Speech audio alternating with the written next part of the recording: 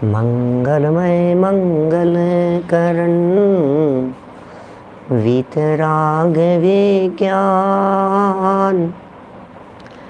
नमुता ही जाते भये अरहंतादि महान। करि मंगल करि हो महा ग्रंथ करन के काज। जाते मिले समाज सब पावे निज पद राज। पावे निज पद राज। इस भव तरु का मूल एक जानहु मिथ्या भाव। ताको करि निर्मूल अब करिए मोक्ष उपाव। करिए मोक्ष उपाव। मोक्ष मार्ग प्रकाशक नामक यह ग्रंथ आचार्य कल्प पंडित प्रवल टोडरमल जी साहब निश्चयाभासी जीवों की चर्चा कर रहे हैं। निश्चय निश्चय निश्चय निश्चय तो मुक्ति का कारण होता है, ऐसा जानकर जो लोग उलझ गए हैं, जो लोग मिथ्या मान्यताओं का पोषण करते हैं, ग्रहित मिथ्यात्वी हैं, न केवल उनकी मान्यताएं उल्टी है अपितु उनकी प्रवृत्तियां भी उल्टी है। निश्चयाभासी जीवों की मान्यता और निश्चयाभासी जीवों की प्रवृत्ति, इन दो बिंदुओं के संदर्भ में हम यहाँ चर्चा कर चुके हैं। निश्चयाभासी जीव की मान्यताएं अलग प्रकार की थी और प्रवृत्तियां अलग प्रकार की थी। विगत दिनों से जो प्रकरण चल रहा है वो उनकी प्रवृत्ति के संदर्भ में चल रहा है, स्वच्छंद वृत्ति के संदर्भ में चल रहा था। इसके पहले जो प्रकरण दिया था उसमें उनकी मान्यताओं संबंधी प्रकरण था। 4 प्रकार की मान्यताएं बतलाई थी। यह निश्चयाभासी जीव अपने आप को संसारी होते हुए भी सिद्ध समान मानता है। वर्तमान में अल्पज्ञ होते हुए भी केवल ज्ञान का सद्भाव मानता है। रागादि होते हुए भी अपने आप को रागादि रहित मानता है। द्रव्य कर्म नौ कर्म का संबंध होते हुए भी अपने आप को उनसे भिन्न जानता है। ये 4 मान्यताएं बतलाई थी पीछे, और 5 प्रकार की स्वच्छंदता बतलाई उसके बाद वाले प्रकरण में। स्वच्छंदताएं तो शायद आप लोगों को याद भी होगी। स्वच्छंदता का पहला प्रकरण था शास्त्राभ्यास को निरर्थक बतलाता है। दूसरा था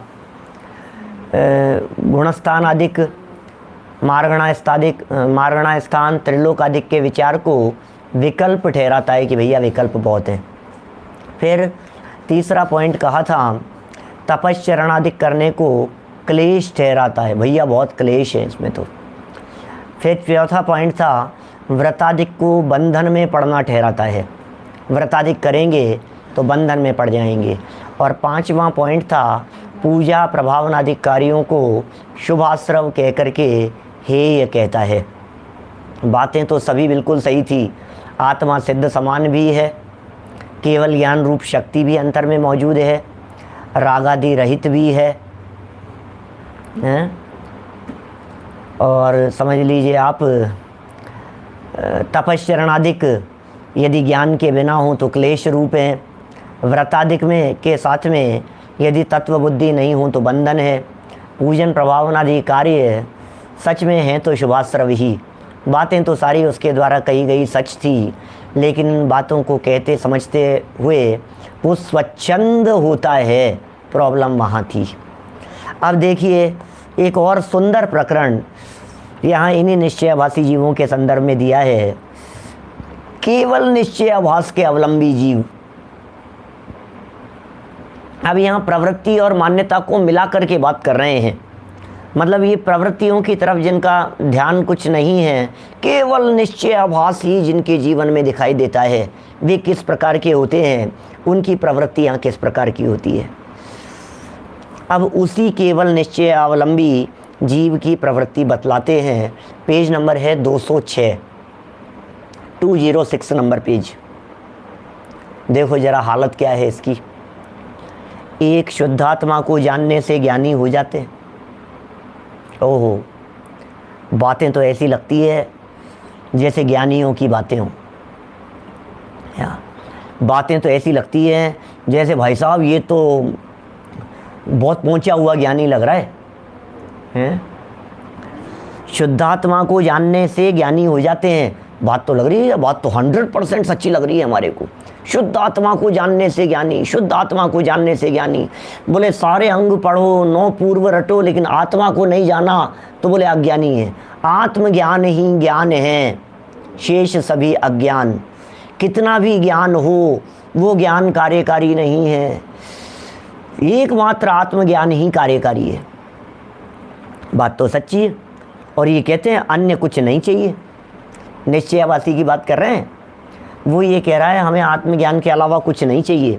ऐसा जानकर कभी एकांत में बैठकर ध्यान मुद्रा धारण करके, एकांत में बैठ गया अकेले में, बनारसी दास जी जैसा, और ध्यान मुद्रा धारण कर रहा है, अकेला बैठ गया, अंदर जाकर के कमरे में 2-4 लोग मिलकर के जाकर के बैठ गए, कपड़े लत्ते उतार दिए, नंगे होकर के बैठ गए, बोले आत्मा का ध्यान करना है बस, इसके अलावा दूसरा कुछ नहीं करना है हमारे को, इसी से ज्ञानी होगा, इसी से केवल ज्ञान की प्राप्ति होगी, इसी से सब कुछ होगा। क्या कभी एकांत में बैठकर ध्यान मुद्रा धारण करके मैं सर्व कर्मोपाधि रहित सिद्ध समान आत्मा हूं इत्यादि विचार से संतुष्ट होता है। देखिए, जब कभी आत्म ध्यान करने की प्रेरणा देते हैं आचार्य देव, जब कभी ध्यान के बारे में शिक्षा देते हैं, जब कभी आचार्य देव बार बार में ऐसी बातें बतलाएंगे, भैया आत्म ध्यान करो, पिंडस्थ ध्यान करो, पदस्थ ध्यान करो, रूपस्थ ध्यान करो, रूपातीत ध्यान करो, इस प्रकार के शुभ ध्यानों की चर्चाएं खूब आई है शास्त्रों में। ध्यान की प्रेरणाएं जहाँ जहाँ दी है, आपके द्रव्य संग्रह में दी है, बृहद द्रव्य संग्रह में, आपके परमात्म प्रकाश में दी है, ज्ञानार्णव वगैरह तो इसके लिए प्रसिद्ध ही हैं ध्यान की चर्चाएं करने वाले ग्रंथ। योग सार वगैरह के अंदर भी चर्चाएं ध्यान की है योगेंदु देव ने। तो ध्यान की बातें तो बहुत है शास्त्रों में, और ध्यान की जहाँ जहाँ बातें की है वहाँ ऐसी बातें की है। क्या करना है बोलिए? हम जब ध्यान अवस्था में ऐसे बैठे हैं तो क्या करें? ओहो, मैं अभेद अखंड त्रिकाली ध्रुव आत्म तत्व अजर अमर अविनाशी सिद्ध समान अनादि अनंत ध्रुव कारण परमात्मा इस देह देवालय में विराजमान लेकिन देह से भिन्न अमूर्तिक प्रदेशों का पुंज, मैं ऐसा चैतन्य तत्व हूँ, मुझ में अनंत शक्तियाँ हैं, ज्ञान आदि अनंत गुण मुझ में भरे हुए हैं, अभेद हूँ, अखंड हूँ, ज्ञान स्वभावी हूँ। ऐसा ऐसा ऐसा विचार करता है ना व्यक्ति। ध्यान में बैठ करके क्या विचार करेगा? अब ये कह रहे हैं मैं कर्मोपाधि से रहित हूँ, मैं सिद्ध समान हूँ, ऐसा आत्मा हूँ, बोले इत्यादि विचार। ये विचार तो ठीक है, विचार में गलती नहीं है, ये विचार तो बहुत बढ़िया है, इस विचार में प्रॉब्लम नहीं है। ज्ञानी भी ध्यान अवस्था में बैठता है तो यही विचार करता है, किंतु आगे लिखा है इन्होंने इत्यादि विचार से संतुष्ट होता है। ये प्रॉब्लम है, संतुष्टि प्रॉब्लम है। ये जो आगे वाक्य जोड़ दिया इत्यादि विचार से संतुष्ट होता है, अब तुम अकेले में ही कपड़े सहित बैठे बैठे घर में बैठे बैठे ध्यान करके बोले मैं तो आत्मा का ध्यान कर रहा हूँ और संतुष्ट हो गए हूँ, तो ऐसा कैसे चलेगा? देखो, विचार नहीं कर रहे हैं, आगे कह रहे हैं परंतु यह विशेषण किस प्रकार संभव है, ऐसा विचार नहीं कर। बातें तो बहुत बढ़िया थी, विचार भी करना योग्य था, लेकिन कैसा विचार करने योग्य है, कौन सा विचार करें बोलो? और ये जो विचार किया है, ये विचार किस विवक्षा से किया गया है? देखो, आपको ध्यान होगा पीछे जहाँ ये प्रकरण प्रारंभ किया था, निश्चयवासी जीव की मान्यताओं वाला प्रकरण जहाँ प्रारंभ किया था, 193 पर जहाँ चर्चा आई थी, 193 नंबर पेज पर, वहाँ उन्होंने बात कही थी सिद्ध समान मानता है, तो भैया सिद्ध समान मानने में हमें कोई बाधा नहीं है, लेकिन द्रव्य दृष्टि से माने तब तो बाधा नहीं है, और पर्याय में भी माने तो प्रॉब्लम है। माने तुम किस अपेक्षा से ये बातें कर रहे हो उसकी विवक्षा तुम्हारे को क्लियर है क्या? सारा खेल विवक्षा का है। हम जो बात कह रहे हैं कि मैं सिद्ध समान हूं, तो द्रव्य दृष्टि से तो सिद्ध समान हूं। जैसे राजा और रंक का एग्जाम्पल दिया था, आप लोगों को स्मरण कराने के लिए वापस बोल रहा हूं। राजा और रंक मनुष्य पने की अपेक्षा से तो समान है, लेकिन राजापन और रंक पने की अपेक्षा से तो समान नहीं है। राजा राजा है, रंक रंक है। तो मैं सिद्ध समान हूं, मैं सिद्ध समान हूं, तो आप जो सिद्ध समान हो, ये सिद्ध समान किस विवक्षा से हो? बोले द्रव्य दृष्टि से तो सिद्ध समान है, लेकिन पर्याय में सिद्ध समान नहीं हो सकते। तो किस अपेक्षा से, वो विचार नहीं। अथवा अचल, अखंड, अनुपम आदि। अचल भाई साहब कैसे हैं? मैं तो अचल हूं, मैं तो अखंड हूं, मैं तो अनुपम हूं। इन विशेषणों द्वारा आत्मा को ध्याता है। सो यह विशेषण अन्य द्रव्यों में भी संभवित है। अचल, पुद्गल भी अचल है। पुद्गल का परमाणु अपने स्वरूप को छोड़ता नहीं है, वो भी अचल है, अचलित है। वो पुद्गल का परमाणु भी अपना कार्य करने के लिए स्वयंभू है। अखंड, सब द्रव्य अखंड है, अकेला आत्मा ही नहीं। धर्म द्रव्य भी अखंड है, अधर्म द्रव्य भी अखंड है। आकाश द्रव्य के भले ही आप लोकाकाश और आलोकाकाश ऐसे दो भेद करो, लेकिन ऐसे दो भेद किए जाने पर भी आकाश तो अखंड है, पूरा का पूरा आकाश एक है। लोकाकाश का आकाश अलग हो और आलोकाकाश का आकाश अलग हो, ऐसे दो आकाश नहीं है, आकाश तो अखंड है। अनुपम, सब द्रव्य अनुपम है। इन विशेषणों द्वारा आत्मा को ध्याता है। सो यह विशेषण अन्य द्रव्यों में भी संभवित हैं। लो, पुद्गल में भी ये विशेषण लागू हो जाएंगे, धर्म अधर्म आकाश काल में भी ये विशेषण लागू हो जाएंगे, सब में संभवित है। तथा ये विशेषण किस अपेक्षा से हैं, सो विचार नहीं है। बोलो, ये विशेषण किस अपेक्षा से कहे गए हैं, इसका विचार नहीं है। तथा कदाचित सोते बैठते जिस तिस अवस्था में ऐसा विचार रखकर अपने को ज्ञानी मानता है। मैं तो अखंड हूँ, मैं तो अभेद हूँ, मैं तो अविनाशी हूँ, मैं तो अनुपम हूँ, मैं तो अचल हूँ, मेरा स्वरूप तो चलायमान नहीं होता। सोता रहता है, बिस्तरों में पड़ा रहता है और अपने आप को ज्ञानी समझता है। बोलो, विचार नहीं कर रहा है ये। सोते सोते भी, बिस्तरों में पड़े पड़े भी, कुर्सी पर बैठे बैठे भी सो रहा है, ऊँग रहा है और कह रहा है ऐसा, मैं तो ज्ञानी हूँ, मैं तो ज्ञानी हूँ। ज्ञानी इसी प्रकार के होते हैं। बोलो, आप ज्ञानी मानता है। देखिए क्या कह रहे हैं, तथा ज्ञानी के आश्रव बंद नहीं है, ऐसा आगम में कहा है। अब ये सब निश्चयवासी जीव की प्रवृत्ति बतला रहे हैं। मान क्या रहा है और कर क्या रहा है, ये पंडित जी दिखा रहे हैं यहाँ पर।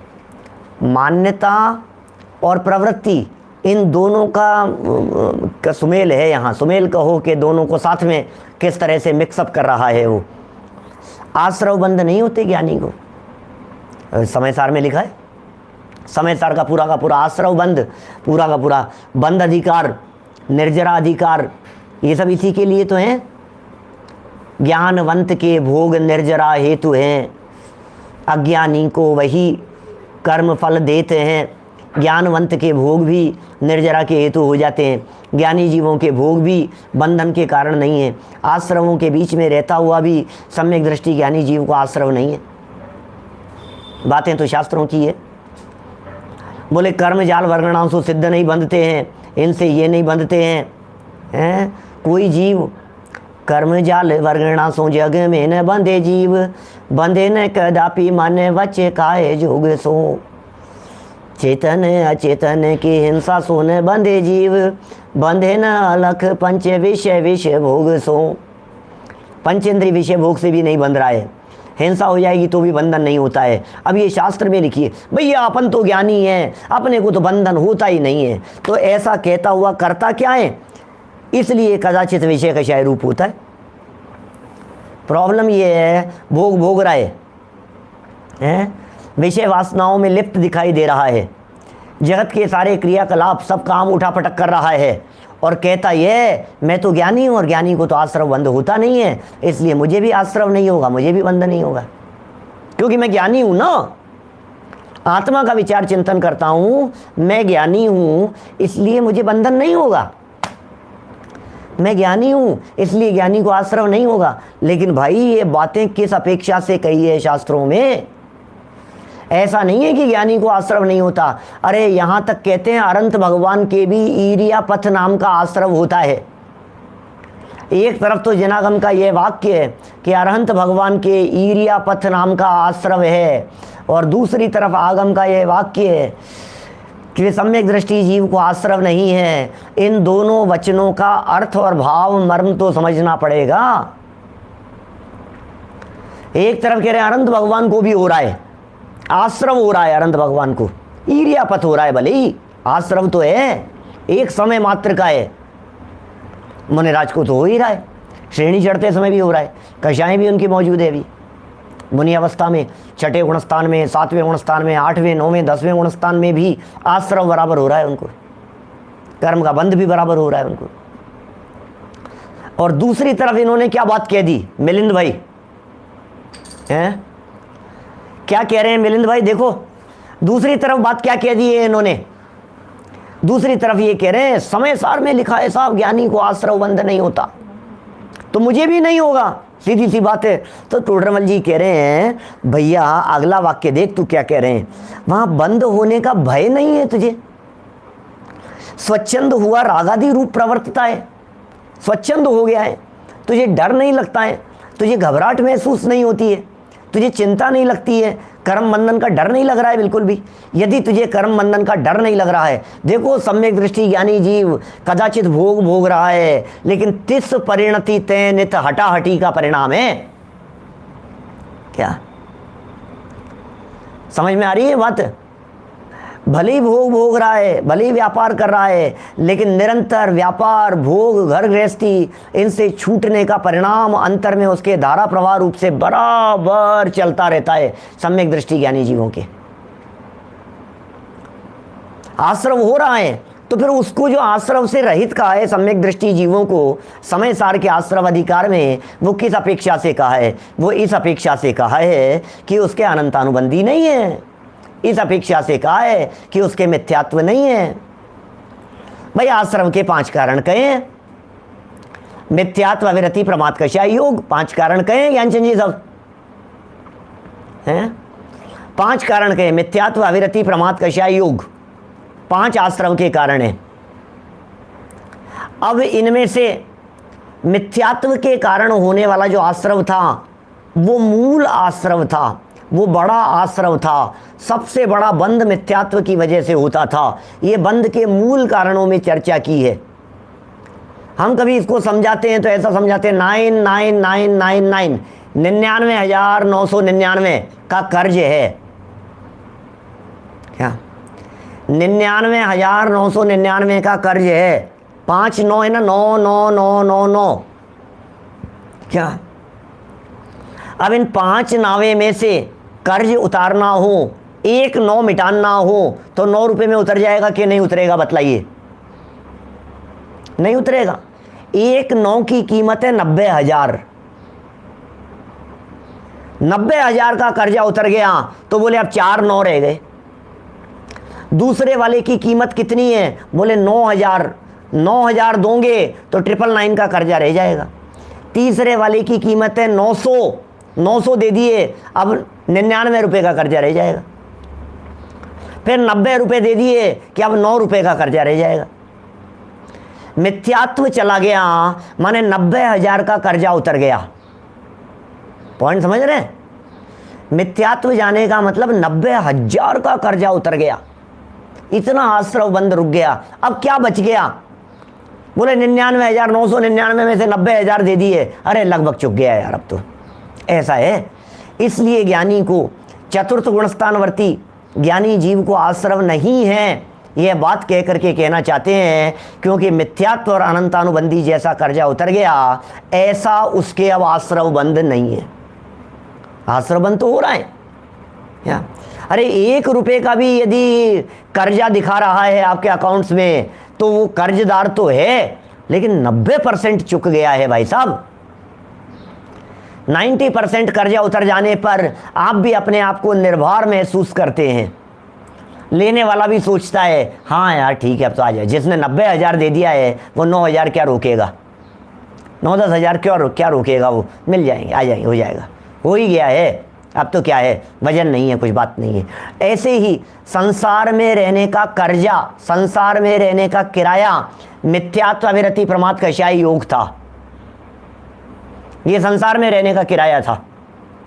फिर क्या हुआ, फिर क्या हो गया, बोले इनमें से ये उतर गया। ये विवक्षाएं, समय सार की विवक्षा बतला रहा हूं मैं आपको। अब इसने इस विवक्षा को तो समझा नहीं और ये समझ लिया मैं ज्ञानी हो गया, मेरे कर्जा उतर गया, मैं तो बंधन रहित हूँ, मैं तो आश्रव रहित हूँ, मुझे आश्रव नहीं है, मुझे बंधन नहीं है। और स्वच्छंद होकर के रागादि रूप प्रवृत्ताएं, बंधने का भय नहीं है, भोगादिक में प्रवृत्ति होती हुई दिखाई दे रही, भोग रहे हैं। स्वच्छंद होकर के विषय कषाय रूप प्रवृत्ताएं,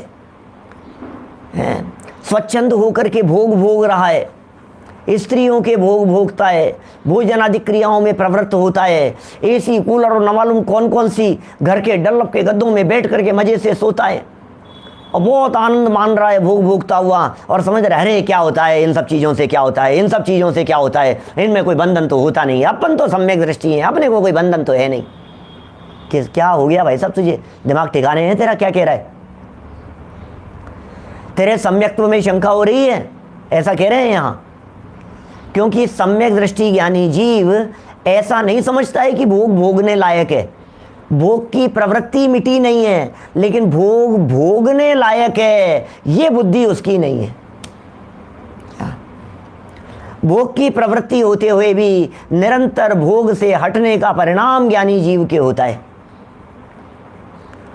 देखिए कितना सुंदर वाक्य कह दिया यहाँ, ज्ञानी के आश्रव बंध नहीं है, ऐसा आगम में कहा है, शास्त्र की बात पढ़ रहा है। इसलिए कदाचित शास्त्र की बात को पढ़ करके क्या कर रहा है, विषय कषाय रूप होता है, विषय रूप हो रहा है, कषाय रूप हो रहा है, वहाँ बंद होने का भय नहीं है। स्वच्छंद हुआ रागादि रूप प्रवृत्ता है। सो कह करके टोडरमल जी अपनी बात कहते हैं। टोडरमल जी का किंतु, टोडरमल जी का परंतु, टोडरमल जी का सो शब्द भी वैसा ही है जैसा किंतु परंतु शब्द है। स्व पर को जानने का तो चिन्ह वैराग्य भाव है। भैया तू अपने आप को जानता है ना, आत्मा को जानता है, निज को निज और पर को पर जानता है, तो स्व पर को जानने का चिन्ह क्या है, वैराग्य भाव। वैराग्य होगा तब जाकर के समझा जाएगा कि तुम सम्यक दृष्टि हो, स्व पर को जानते हो। और समय सार का उद्धरण प्रस्तुत कर दिया, अमृत चंद्राचार्य का कलश प्रस्तुत कर दिया, 136 नंबर का कलश है, बहुत प्रसिद्ध। सम्यक दृष्टिर्भवति नियतम ज्ञान वैराग्य शक्ति स्वं वस्तुत्वं कलयितुमयं स्वान्यरूपाप्ति मुक्त्या यस्माद् ज्ञात्वा व्यतिकरमिदं तत्त्वतः स्वं परं च स्वस्मिन्नास्ते विरमति परात् सर्वतो रागयोगात्। 136 नंबर का कलश है। सम्यक दृष्टिर्भवति नियतम ज्ञान वैराग्य शक्ति है। सम्यक दृष्टि के निश्चय से ज्ञान वैराग्य की शक्ति होती है। बोलो, सम्यक दृष्टि जीव के ज्ञान की शक्ति होती है, सम्यक दृष्टि जीव के वैराग्य की शक्ति होती है। सम्यक दृष्टि जीव के अंतर में निरंतर वैराग्य की भावना दौड़ती रहती है और तेरे ज्ञान और वैराग्य की शक्ति नहीं दिखाई दे रही है। ज्ञान कला जिनके घट जागी तेज अगमाई सहज वैरागी। तू कह रहा है मैं ज्ञानी हो गया और वैराग्य दिखाई नहीं दे रहा है। ज्ञान और वैराग्य का सुमेल है। पीछे 34 नंबर गाथा में भी क्या आए हैं, कुंद कुंदाचार्य देव प्रत्यक्षाणम नाणम 35 नंबर गाथा के अंदर 35 नंबर गाथा में धोबी का उदाहरण देकर के चर्चा कर दी गई। अरे ज्ञान हो गया और त्याग नहीं हो, ऐसा कैसे हो सकता है? ज्ञान हो गया और वैराग्य नहीं हो, ये बात कैसे संभव है? ज्ञान और वैराग्य इनका सुमेल है। ज्ञान पूर्वक वैराग्य होता है, वैराग्य हुआ है तो इसका मतलब ज्ञान हुआ ही होगा। और बिना ज्ञान के वैराग्य हो गया है तो वो ज्ञान सच्चा नहीं है, वो वैराग्य सच्चा नहीं है। वैराग्य वैराग्य वैरागी हो गए साहब, वैरागी हो गए साहब, शमशानी वैराग्य जैसा है। ज्ञान का बल चाहिए वैराग्य के लिए, बिना ज्ञान के बल के वैराग्य कैसा? हालत दिखा दी आगे। 137 नंबर कलश, अरे इतना गजब का मार्मिक कलश है, याद कीजिए इस कलश को। इस कलश का पद्यानुवाद देखिए, इस कलश का अनुवाद देखिए। 137 नंबर याद कर लेने, बहुत ही मार्मिक है, बहुत ही मार्मिक है। अनुवाद पढ़ेंगे तो आपको लगेगा यार ये क्या गजब की बातें कह रहे हैं अमृतचंद्राचार्य। दो तरह की बातें कह दी है यहां। सम्यक दृष्टि 207 नंबर पेज पे पढ़ रहा हूं। फिर कहा है 236 के बाद 237 नंबर का कलश, 207 नंबर पेज, 137 नंबर कलश। सम्यक दृष्टि स्वयमहम जातु बंधो न मे स्यात् पुलक वदना रागिणोऽप्याचरन्तु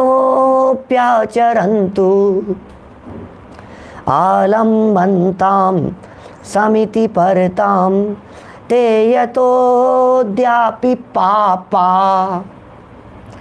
आत्मानात्मावगम विरहात् सन्ति सम्यक्त्वशून्यः। क्या गजब है भाई साहब, क्या! अद्यापि पापा, अद्यापि पापा, पुलक वदना, कैसे कैसे शब्द दिए हैं, मुंह फुला लिया। मैं सम्यक दृष्टि हूं, जिसका मुंह फूला हुआ दिखाई दे रहा है, अपने आप को सम्यक दृष्टि, अपने आप को ज्ञानी मान करके बैठा है। देखो नीचे अर्थ देखिए, स्वयमेव, अपने आप ही, यह मैं सम्यक दृष्टि हूं। कौन? निश्चयवासी, स्वयमेव, अपने आप ही ऐसा मान करके बैठा है, मैं सम्यक दृष्टि हूं, मेरे कदाचित बंध नहीं है। इस प्रकार ऊंचा फुलाया है मुंह जिन्होंने ऐसा मुंह फुला लिया है, ऊंचा फुलाया है मुंह जिन्होंने, ऐसे रागी जीव, वैराग्य शक्ति रहित, वैराग्य था नहीं, वैराग्य की शक्ति थी नहीं, थे तो रागी हैं और वैराग्य शक्ति से रहित आचरण करते हैं तो करो क्या? आधे प्रकार के मूर्खों की बात कह दी। ऐसा भी कह सकता हूँ, इन दो लाइनों में चर्चा कर दी निश्चयाभासी जीवों की, और आगे की दो लाइनों में चर्चा कर दी व्यवहाराभासी जीवों की, और दोनों प्रकार के जीव ऐसे बतला दिए जो सम्यक्त्व शून्य, हाँ सम्यक्त्व से शून्य है। पहले प्रकार के मूर्ख कौन से बतला दिए यहाँ? मैं सम्यक दृष्टि हूँ भाई साहब, मुझे बंधन होता नहीं है, और मैं तो भाई साहब, अपन तो सम्यक दृष्टि, अपन तो ज्ञानी हैं, अपन तो सम्यक दृष्टि हैं, अपन तो सम्यक दृष्टि, अपन सम्यक दृष्टि मान करके बैठा है अपने आप को। और सम्यक दृष्टि अपने आप को समझ करके ऐसा समझ रहा है कि आश्रव बंधन नहीं होगा, कर्म किसी के सगे नहीं होते हैं, इसलिए इस मिथ्या मान्यता को तोड़ दो। देखिए फिर क्या कह रहे हैं, तथा 5 समिति की सावधानी का अवलंबन लेते हैं। ये कौन है? ये व्यवहाराभासी। पहला तो कौन था? वैराग्य शक्ति से रहित था। दूसरी लाइन में क्या कहा? रागी था, वैराग्य शक्ति से रहित था, आचरण से रहित था, यथार्थ आचरण नहीं करता था, सम्यक दृष्टि मान करके अपने आप को स्वच्छंद विचरण करता था। भोगों की लालसा, अनीति, अन्याय, बेईमानी सब कूट कूट करके भरी हुई है। क्या? लबालब भरा हुआ है बेईमानी से, लबालब भरा हुआ है अनीति अन्याय से, लबालब भरा हुआ है विषय कषाय रूप प्रवृत्तियों से, और मान रहा है मैं सम्यक दृष्टि हूं, अरे इनसे क्या होता है, ये सब चीजें तो कोई मतलब नहीं, कोई मायना नहीं रखती है। तो ये पहले प्रकार के मूर्खों की बात कही है। फिर दूसरा क्या कहते हैं, तथा दूसरे प्रकार के मूर्ख कौन है, 5 समिति की सावधानी का अवलंबन लेते हैं। जानते हैं 5 समितियां कौन सी होती है? छोटे छोटे से शब्द होते हैं भाई साहब, नए नए शब्द रहते हैं। हमारे बहुत सारे साधर्मी नए भी हैं, पहली बार मोक्ष मार्ग प्रकाशक पढ़ रहे हैं, नए नए जुड़े हैं, अभी नया नया लॉकडाउन से स्वाध्याय शुरू किया है। बीच में एक शब्द आ गया था, उसको भी बतलाता हूँ और यहाँ एक समितियों को भी बतलाता हूँ। 2 मिनट का समय लगेगा, फिर आगे बढ़ेंगे। एक शब्द मैंने अभी बीच में बोला था, उसके लिए 2-3 लोगों ने सामने से प्रश्न किया, इससे पता लगता है उन्हें विषय की जानकारी नहीं है। अरहंत भगवान के ईरियापथ आश्रम होता है। ईरियापथ क्या होता है? ईरियापथ 2-3 लोगों ने प्रश्न किया, मुझे दिख गया था लेकिन वो फ्लो में वो जवाब देते नहीं बना। लेकिन यहाँ ये फिर दूसरा शब्द भी आ गया, समिति, फिर अभी पूछेंगे सब लोग। ईरियापथ आश्रम क्या होता है? क्या देखिए, 2 प्रकार के आश्रम कहे हैं उमा स्वामी आचार्य ने। तत्वार सूत्र का सूत्र है स कषाया कषाययोः सांप्रदायिक ईरियापथयोः। क्या? स कषाया कषाययोः सांप्रदायिक ईरियापथयोः। एक होता है ईरियापथ आश्रम, एक होता है सांप्रदायिक आश्रम। 2 तरह के आश्रम। आश्रम माने कर्मों का आना, कर्मों के आने का नाम आश्रम है। तो देख कर चलना, देखो वो अलग, देखिए सुनना भी। सांप्रदायिक आश्रम क्या है? जिन जीवों के कषाय हो और कषाय से जो आश्रम होता हो वो सांप्रदायिक आश्रम होता है। जिन जीवों के कषाय नहीं हैं और योग से आश्रम हो रहा है, योगों की चंचलता है। अभी 5 बताया था ना, अभी मिथ्यात्व, अविरति, प्रमाद, कषाय और योग, ये 5 है। मिथ्यात्व, अविरति, प्रमाद, कषाय और योग। तो मिथ्यात्व से आश्रम मिट गया है, अविरति से, प्रमाद से, कषाय से, इतना आश्रम मिट गया है। अब मात्र योग जनित आश्रम जिसके बचा है वो है ईरियापथ आश्रम। कषाय से स्थिति और अनुभाग पड़ता है। ये बात आपको पहले कही थी मैंने। कितने नंबर पेज पर थी? 27 नंबर पेज की चर्चा है। कषाय से कौन सा होता है? स्थिति और अनुभाग पड़ते हैं कषाय से। अब कषाय नहीं है तो स्थिति अनुभाग ही नहीं है, तो कर्म कितने समय तक बंधे रहेंगे? एक समय मात्र के लिए आए और छूट गए, क्योंकि कषाय नहीं है, सिर्फ योग है। एक समय मात्र के लिए बंधे और छूट गए, उस आश्रम को कहते हैं ईरियापथ आश्रम। कुछ नहीं है जी, नहीं बराबर है, लेकिन सिद्धांत में कहा है इसलिए हमने बात कह दी।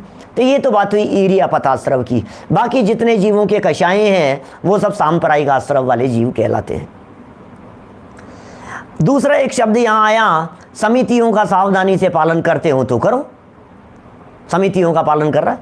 5 होती है समितियाँ, ईरिया, भाषा, ऐष्णा, आदान निक्षेपण और प्रतिष्ठापन। 5 समितियाँ हैं। ईरिया समिति क्या? उदय में नहीं आता है ईरियापथ आश्रम। बंधन ही नहीं हुआ है तो उदय में कहाँ से आएगा?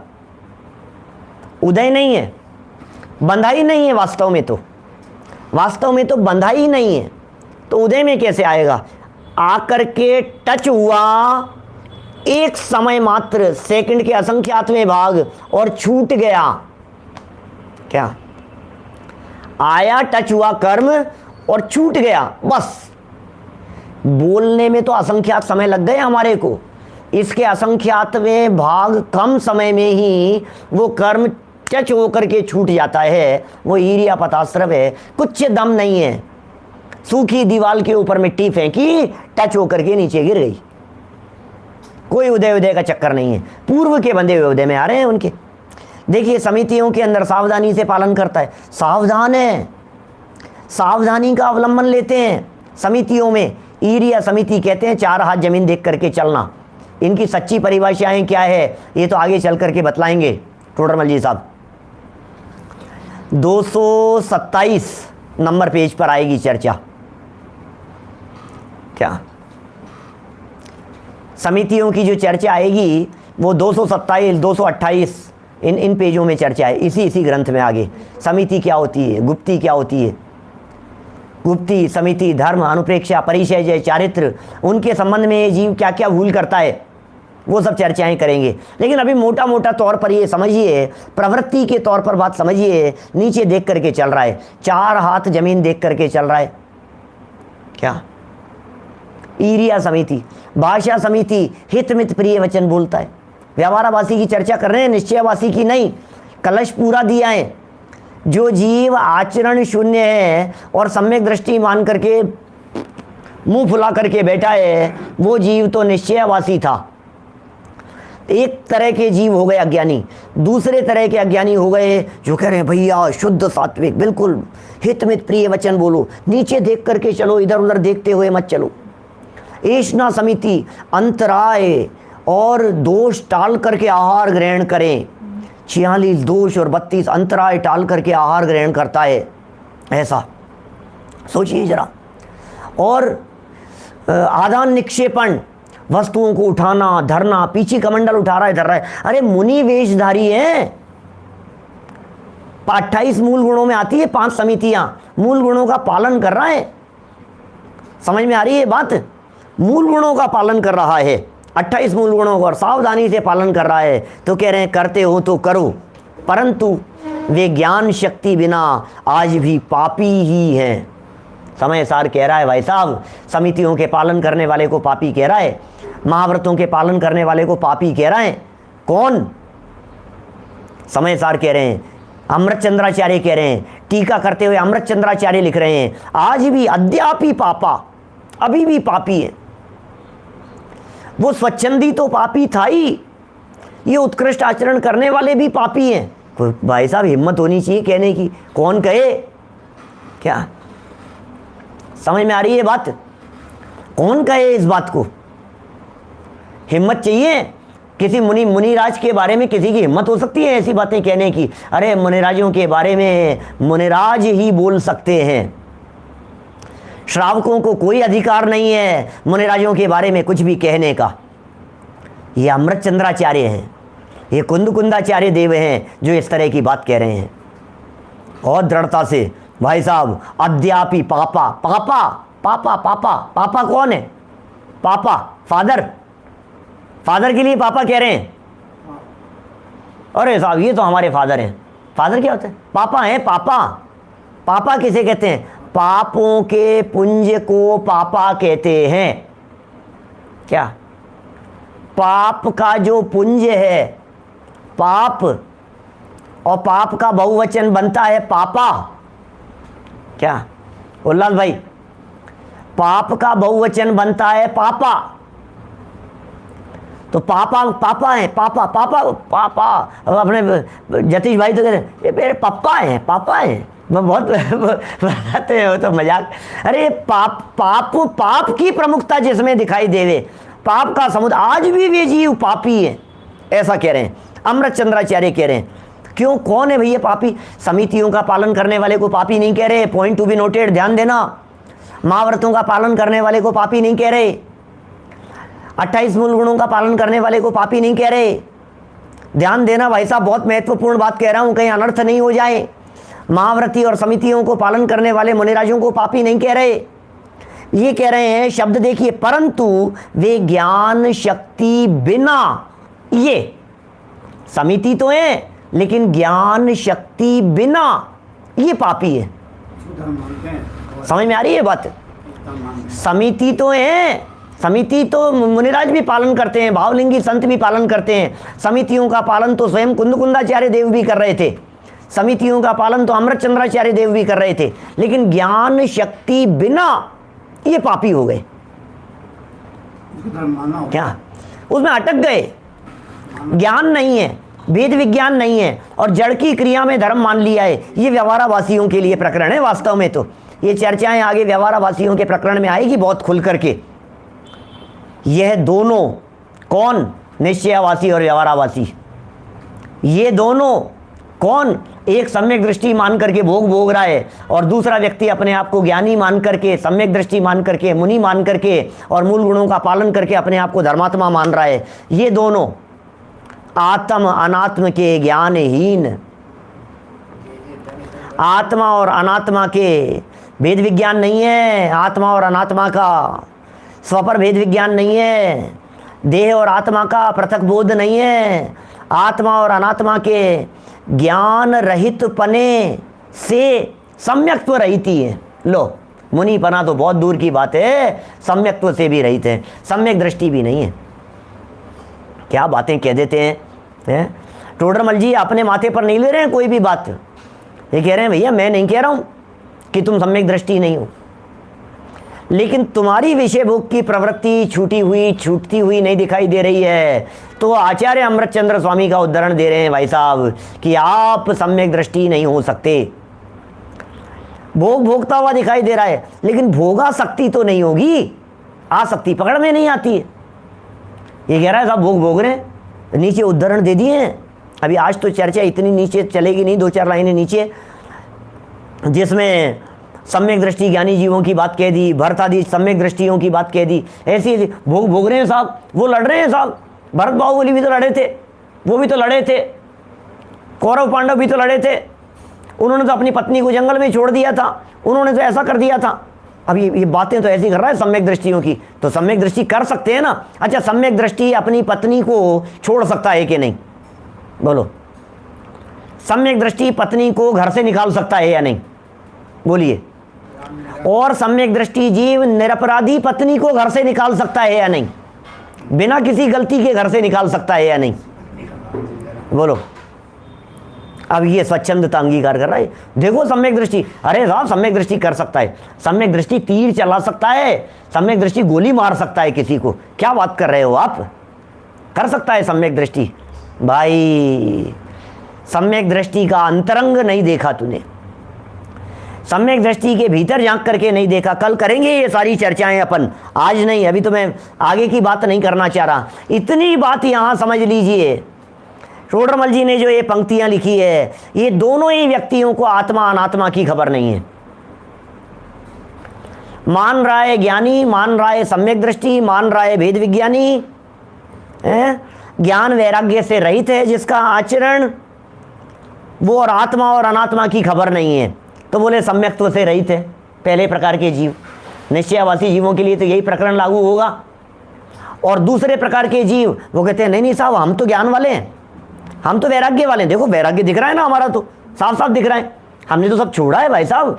हम कोई भोगों को अच्छा नहीं मानते हैं, हमने तो त्याग किया है, हम तो समितियों का पालन कर रहे हैं, हम तो महाव्रतों का पालन कर रहे हैं, हम तो त्यागी हैं, हम तो व्रती हैं, हम तो संयमी हैं। ऐसा दूसरे प्रकार का व्यक्ति। तो टोडरमल जी कह रहे हैं तो क्या समझ रहा है, 4 हाथ जमीन देख करके चलने की क्रिया जड़ की क्रिया होती है, तुझे अंदाजा है थोड़ा बहुत भी? मैं चल रहा हूं साहब, नीचे देख करके चल रहा हूं साहब, जीवों को बचा करके चलता हूं। अरे 321 नंबर गाथा में, 322 नंबर गाथा में, 323 नंबर गाथा में समय सार सर्व विशुद्ध ज्ञान अधिकार उठा करके देखिए। जो जीव ऐसा मानता है कि मैं 6 काय के जीवों की रक्षा करता हूं, तो कुंदाचार्य देव कह रहे हैं उसकी मान्यता में और ईश्वर सृष्टि का करता है, इस मान्यता में कोई फर्क नहीं है। लो, मैं 4 हाथ जमीन देख करके चलता हूं, एक व्यक्ति ऐसा मान रहा है। कौन मानेगा ऐसा 4 हाथ जमीन देख करके चलता हूं? मुनि होकर के मानेगा। मैं समितियों का पालन कर रहा हूं, मैं महाव्रतों का पालन कर रहा हूं, मैंने जीवों को बचाया है। 2 इंद्रिय जीव, अरे भाई साहब एकदम पैर रखने वाला था और मुझे दिख गई चींटी और मैंने बचा लिया, और एकदम लड़ खड़ा करके मैं गिर गया लेकिन चींटी को बचा लिया मैंने। बहुत अच्छा, आपने बचा लिया, धन्यवाद आपको। कौन करेगा ऐसा मुनि अवस्था में ना? तो कुंदाचार्य कह रहे हैं यदि तुम्हारी मान्यता में ये बात बैठी हुई है तो तुम्हारे में और ईश्वर कर्तृत्व मानने वाले जगत के अज्ञानियों में रंच मात्र भी फर्क नहीं है, दोनों एक समान है। कर्तृत्व की मान्यता के ऊपर कितनी गहरी चोट मारी है, खोल करके देखो गाथाएं, तुम पता लगेगा आपको। 321, 322, 323 नंबर की गाथाएं, और पढ़ूंगा गाथाएं, बताऊं आपको, हिंदी पद्यानुवाद बोलता हूं। 321, 22, 23 का। जगत जन यों कहें, जगत जन यों कहें, विष्णु करे सुर नर लोक को। जगत जन ऐसा मानते हैं, कहते हैं जगत जन यों कहें, विष्णु करे सुर नर लोक को। रक्षा करूं षटकाय की, यदि श्रवण भी माने यही।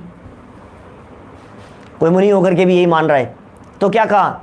तो ना श्रवण, अरे लोक के सिद्धांत में अंतर रहा, कोई अंतर नहीं रहा, ऐसा कह रहे हैं। सममान्यता में विष्णु एवं आत्मा करता रहा।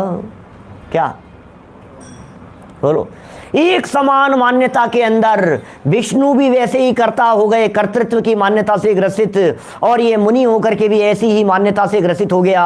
बोले दोनों की मान्यता में किसी भी प्रकार का अंतर नहीं दिखाई देता है, दोनों एक समान हो गए हैं। हम क्या बतलाएं आपको, दोनों की मान्यताएं एक जैसी हो गई है।